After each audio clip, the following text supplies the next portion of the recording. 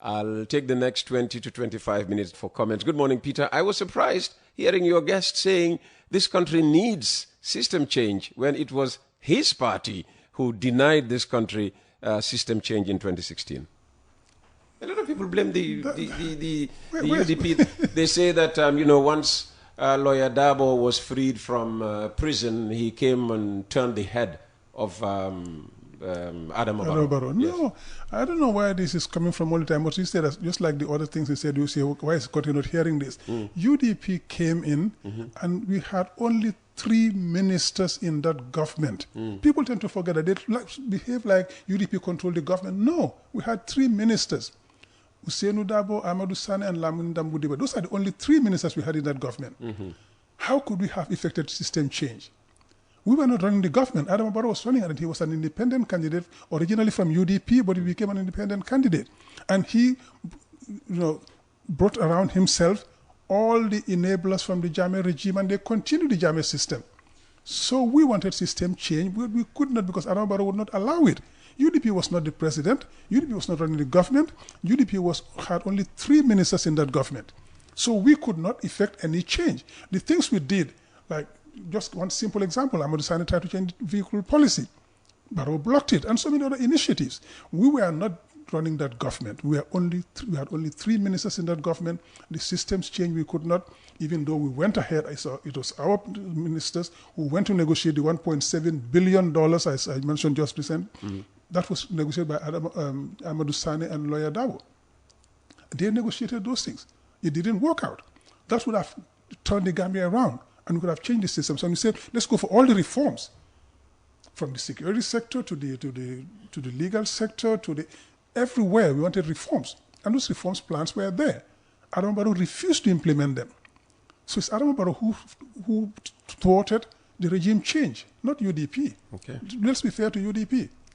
Greetings, Uncle Peter and Mr. Mane. What the UDP is accusing NPP and the Barrow government, I'm afraid if they are voted into office, they will be worse than Barrow. We have seen 2017, 2018, and moreover, their supporters, instead of convincing people to vote for them, they will instead harass you, term you as an enemy, etc. Since 2006 have been voting for them, but they need to work on diplomacy and friendliness. And this is coming from somebody called Alex Badu.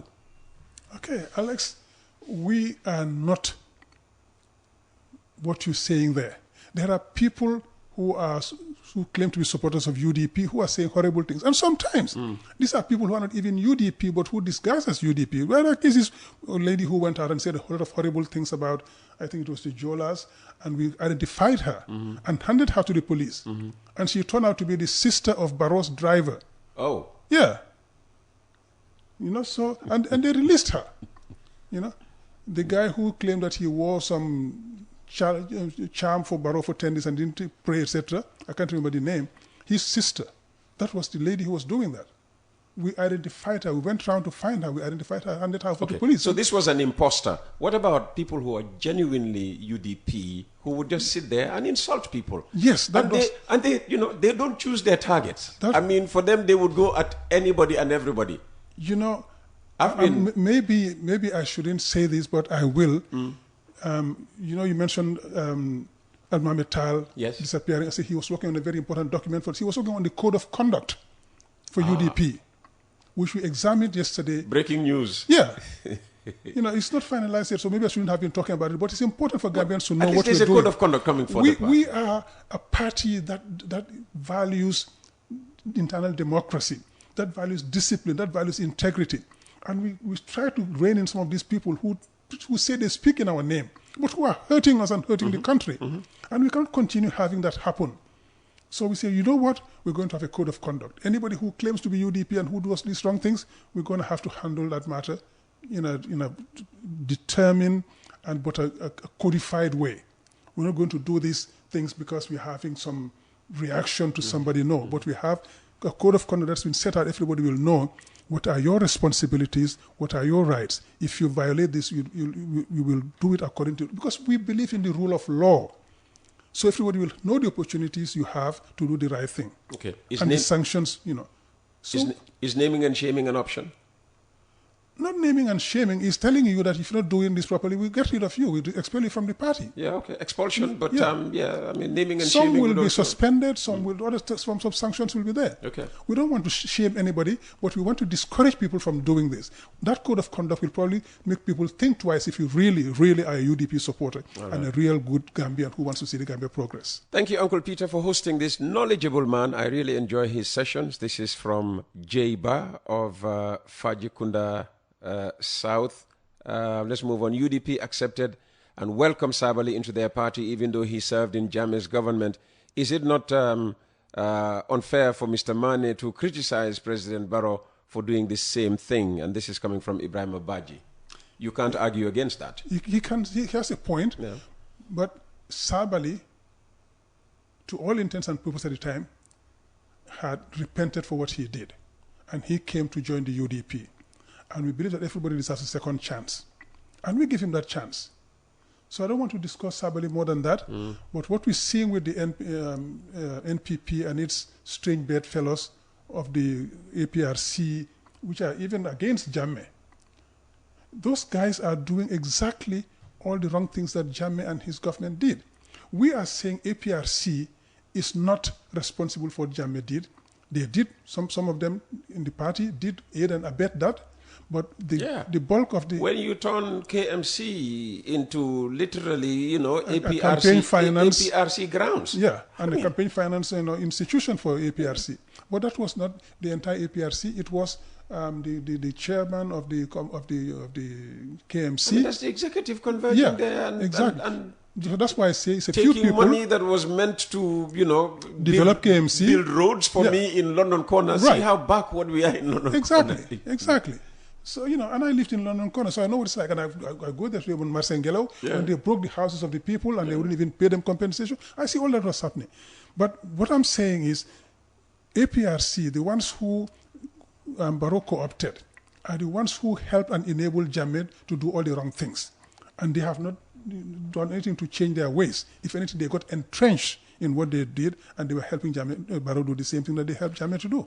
Good morning, brother. Tell your guest, any opposition leader who doesn't want to step down for others will not want to rule for only 2 terms when they become president. He could think that. He could think that. But that's not the case. You see, Dabo is not in this for the glory or for being there to run the country and the president. Dabo wants to put this country on track. And he keeps saying it, I'm human. And anything can happen to me tomorrow. So I've got to build systems that are going to ensure transition and succession planning and be able to transition this country from where we are to where we want it to be. He knows that he's mortal. So he's doing what he can to save his legacy and particularly to save this country from where we are today. So Dabo will surprise everybody. All right. Could he be a one-term president if he wins in 2026? He will be. I keep saying that he's going to be another Mandela. Mandela didn't have to go after the first term, but he left. Well, Barrow called him Mandela. Well, I'm not sure whether he still thinks he's Mandela. Yeah. But does Dabo still think that Barrow is Moses? I don't think so. I don't think so. I have not discussed with him, but I don't think he will consider Barrow as Moses anymore. Because Moses took the Israelites to the promised land, and we are not there. Yeah. Good morning, Peter. Tell your that Lamin Mane to give us a break. They were the ones who gave us Barrow. And you, Peter, you make it easy for him to talk to him the way you talk to others. What is the talking about system change now? You heard him talking about Joe because he is from a different religion. No. You see, religion is not something that I even want to discuss. Peter, for the information of that gentleman, I think he's a guy, I chose 5 years to study the Bible in Gambia High School. I did Bible religious knowledge at high school, at O levels, and I had a grade 2. My teacher and my aunt was Mrs. Cecilia Cole. So I know the Bible more than most Christians, which is a good thing for me because that gives me perspective. So religion, I was in confirmations, in baptisms, I was going to church. That's not the point. I respect people's religions and everything you do as long as you are doing the right thing. No religion says people should do the wrong things we're seeing today. That's not to do with religion. That's just people being the bad guys they want to be when they want to be it. Well, let me just say this. Joe Colley is now in the public eye. And if Joe Colley does not want to be discussed, maybe he should leave the position. As far as coffee time is concerned, Joe Colley will be discussed, just as Ibrahim Silla is discussed, and others are discussed. They are doing a public service, and the public has a right, all right, to hold them to account. And quickly, yeah. I said the only minister I like in the government happens to be a Christian. Happens to be a Christian. So what has got to do with religion? Yeah, nothing. Absolutely nothing. All right. Good morning, Uncle Peter. Mr. Mane always sounds very bitter when addressing issues regarding the president. Is he telling us that his party, UDP, won all the elections they partook in since 1996? Because since their party came to being, they've never conceded defeat and congratulate the winner.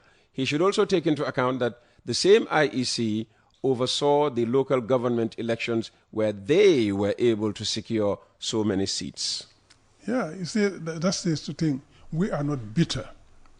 You see, when you say the truth, people say you are bitter, you are angry, you know. No, the truth has to be told.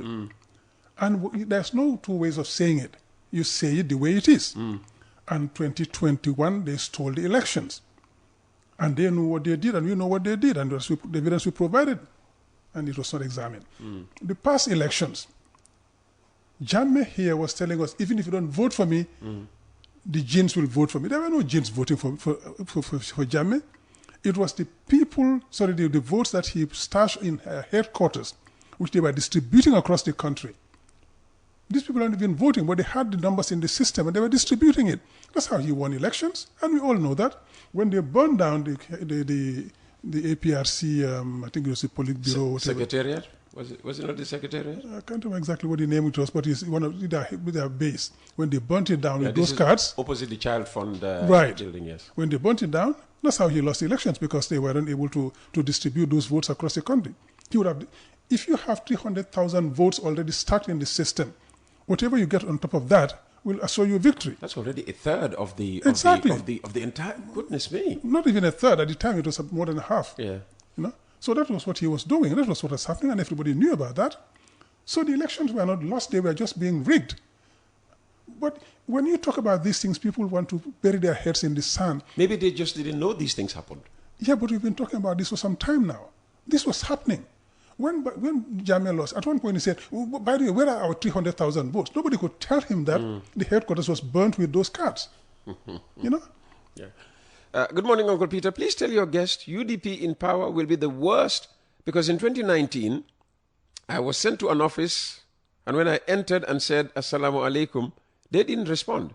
And immediately someone entered and said, Al Nimbara, they responded. I'm not sure what they're getting at here. Yeah, that is the tribalist element they try to pin on us, that we are a Mandinka party, we're a tribalist party. You know, but I think we've said so much about that already. There's no point trying to debunk that. Those who don't want to see the truth, you cannot do anything about that. It's unfortunate, but I hope that one day they will change and see the light, you know, and stop being so dogmatic. The truth is there for everybody to see. Nobody in UDP is a tribalist, starting with me and especially Mr. Dabo. Good morning, Peter. Was it not after the UDP-led coalition government fractured a whole 3 years into its tenure that the APRC joined forces with the NPP? In truth, the NPP itself was largely built by former UDP stalwarts long before the APRC came on board. So how can anyone seriously claim that it was the APRC that derailed the system change agenda originally championed by Doy and Halifa Saleh? Gambians witnessed these events unfold firsthand. It wasn't so long ago that we forget. Well, if you remember correctly, Barrow came out and said that in 2017, his first year in office, he said Seedy and Fabakary Tombong Jatta came and told him, we are here, we can help you to stay in power and make money. He didn't say make money, but that was the implication. But you can help to stay in power, but you have to get rid of UDP first. He said when they told him initially, he was shocked that they could ask him that. But on second thought, he thought, not a bad idea. So he started working towards undermining UDP ministers and eventually sacking them. And then, of course, all the APRC guys were coming in gradually. That's when he moved Amadou Sane from finance and brought in Mambure Njai. The chief of protocol was in there. Tangara was brought in, etc., etc. He was bringing all of those APRC guys back into government with him, and then sent away the UDP guys. He said that himself on stage, in public on television, from 2017. So what else do we have to say to that? Good morning, Uncle Peter. Can you please remind Lamin Mane that they were the ones saying this is UDP government, Barrow is our Barrow? Well, that was said. Barrow is our Barrow. That yes, in the euphoria of the moment when people win elections, things will be said. Yes, of course, yeah, people said it, and he was our Barrow because we put him forward. We thought that he would do the right thing, coming from a virtuous party. We thought he would do the right thing. We put him forward and we fought for his victory. The coalition supported us and we won. But unfortunately, he turned out to be the worst thing that could have happened to the country. Yeah. Hello, Uncle Peter and Mr. Mane. I think Barrow and his government want to use Sanyang Port as a political propaganda for 2026 presidential election, because they told us the Al Bayrak will be in Banjul for 6 years and then to Sanyang for deep sea port. So why now, if not trying to fool people? Thank you, Mr. Mane, for your brilliant conversation. Well, yeah. Is that your understanding that they were going to be in Banjul at least for 6 years before moving to develop Sanyang? I'm not so sure because I tried to get those documents. I still couldn't lay my hands on them to see what's exactly in there. But I did hear that's being said somewhere, but I'd like to base my arguments on facts. I wanted those documents. If I saw them, I could have said something much more conclusive. But unfortunately, I don't have those documents, so I can't say much about that. Yeah, I can't help laughing at this next text message. It says, good morning, Peter. As a member of the bourgeois, you clearly do not feel the pain the rest of us do. I bet Nawek has a transformer just for you. If they did, I would have been probably happy because my neighbors would have had the same thing. Well, listen, but, this texter should ask for a guy called Sanadabo and call him and ask. A number of times I call him, every day to complain about electricity in my area. Yeah. But if it has, improved, of course, I'm not ashamed to say it has improved. What I want to say is I am lucky to be able to provide electricity for my family because I was lucky enough to put solar power in my place. And I wish that every Gambian would have had that opportunity or would not even need it. Installing solar power is very expensive, but we don't need that if we do the right thing. And what we want is to ensure that every Gambian would have power supply 24/7 without having to need to buy solar installations or generator, etc. And this can be done with minimum, rational management. Listen, I would have loved to have spent 2 hours, even 3 hours, and that's why we moved Alsama away from Monday, to the other channel, so that when we have interesting guests and the conversation is this lively and interesting, we can go on and go on and go on. But today I am bereaved. Do bear with me. I'm going to make this next contribution my last. Good morning, Peter. Can UDP campaign on the record or achievements of Talib, Yanks, or Rohi, who are leading the biggest municipalities in the country? The what municipality? The biggest municipalities in the country. You can see the sense in that. Right now, of course, what is being unearthed at the local government inquiry commission, and the question is, based on what we are hearing, all right, this different picture from what the UDP has been, bandying about, before the creation of the commission. Can you still, campaign for 2026 based on the achievements of Rohi in Banjul, Talib in KM, and Yanks in WCR? Okay, let me start with Yanks. Yanks inherited a horrible situation in West Coast region. The local area council was virtually bankrupt. He came, he found a debt of $10 million, dollars, and he settled that in 100 days. Wow. And then he made more money in that place to be able to distribute $500,000 to every one of the 28 wards. So he settled the debt, he created jobs, he developed the infrastructure, and he managed to make enough money by blocking the loopholes be able to distribute $500,000 to every one of the 28 wards to go do additional work in their wards. This year, he gave them $1 million is extra. $1 million is every one of those 28 wards. So that's $28 million that he distributed. Where was he able to find all that money? Blocking the loopholes where the corruption was, killing the local area council. The money was being siphoned off by people appointed by the local government ministry. That was the CEO, the finance director, the procurement guys, etc. They were siphoning of the money. So he blocked them and he stopped it, and they had a big fight and they did everything to destabilize him. He stood his ground. And he blocked all of those loopholes. To put it bluntly, he stopped the corruption. And he made enough money. This year he bought equipment for working on the roads, for doing the gutters. He bought a whole series of equipment instead of having to rent them. So he can do his own road works and gutters. And so he's doing a great job in West Coast region. So yes, you can run on Young's achievements in West Coast region, BAC, Brikama Area Council. Rohi and Talib have been there before this whole thing started. So they have things being thrown at them. But what we are seeing for the most part is that these are things that were done by the people appointed by central government, the CEO, the finance director, the procurement guys, etc. These were the people who had authority. Rohi was saying, I, as mayor, don't have power in this municipality to decide anything. It all has to go through those people. And I was listening to her one of these days when he was talking about Bachili, I believe, and saying, this guy is not a bad man, but because they were fighting amongst themselves, because they were doing all of this. These are the people who central government appointed to those ministries. Talib and Rohi did not appoint those people. And when they did something wrong, they couldn't even fire them. You remember the Senator Martin case, when Talib wanted to fire that lady because she was doing the wrong things. And he got into a big fight, and eventually had to bring in the police to break down doors, to install her. These are people who have been appointed by central government. These are the people who are doing all the wrong things. But now they are trying to pin it on Talib and Rohi. They are not the culprits. They are victims of circumstances. But we have to wait for the results of the inquiry to come out. Can you still run a 2026 electoral campaign based on achievements by Rohi and Talib? Absolutely. Okay. How many people did Rohi, school children, did Rohi pay school fees for in Banjul? People who would have been staying at home because their parents could not afford it. How many households did she salvage by bringing cleansing services to Banjul to clean up the city? To clean up the houses by putting dustbins there and everything that could be picked up every now and then.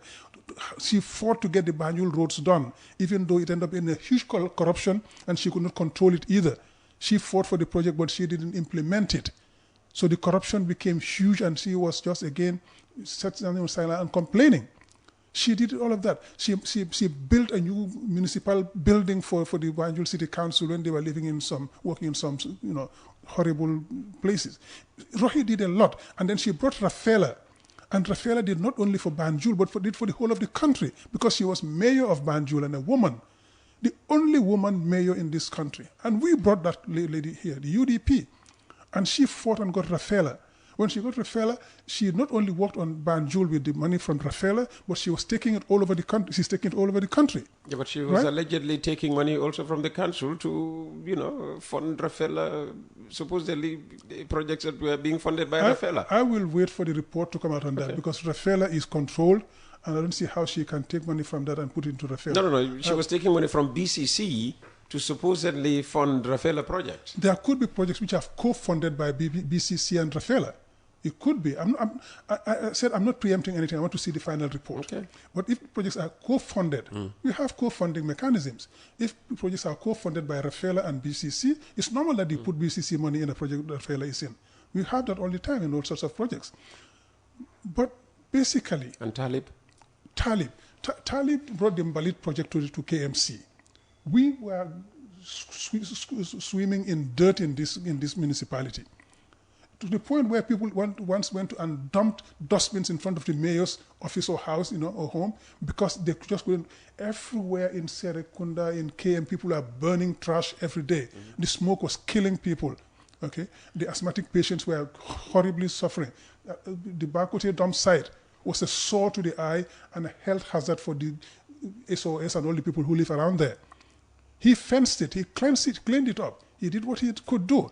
He started developing places. He built recreation parks for the kids to get them off the street and go into recreation parks to do something. He built a park in Kotu here for families to go and spend a weekend and spend some time there. He built a library for the municipality, for education, right? He built a radio station for civic education in the municipality. They blocked it.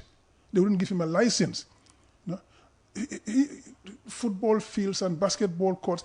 He did so much in that space of time with the little money he had and with the fight he was getting from government. The government, remember, is supposed to finance 60% of the development budgets of these municipalities. They don't. They don't. So they do this all on their own, whilst they are being straddled with CEOs and finance directors who are appointed by government, who do the bidding of government. When that's not good enough, they appointed coordinators. So the government is doing everything to make these municipalities fail. Because they were, as you said, they were using it to finance their parties and their campaigns and their elections. Well, not this government. I was talking about the Jame. But it's the same people who are doing that, who are recycled by Barrow. They were going to do the same thing if we allowed them. If they took control of KMC and Banjul, they were going to do exactly the same things they did before. So these people said, no, we're going to run these. There might have been cases of lapses, and there probably were. But weighed against the achievements. That's what I'm talking about. You would still run a campaign based on the achievements of these. They are human, they made mistakes here and there. Let's correct that. UDP is zero tolerance for corruption.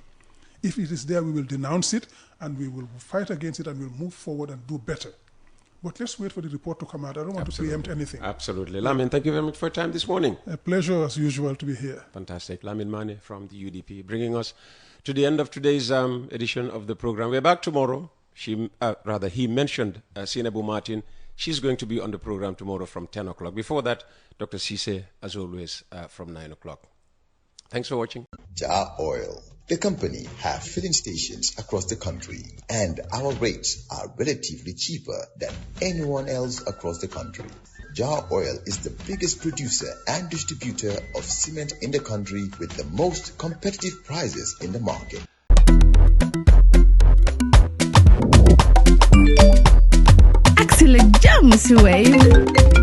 Yo, apply. Yo, luta do dede. Luta mo nulo jël moto nga andil ma xaalis. Hello? Ano lay waxal? Bisul mu fay. What? Bisul mu fine. Oh. Yes!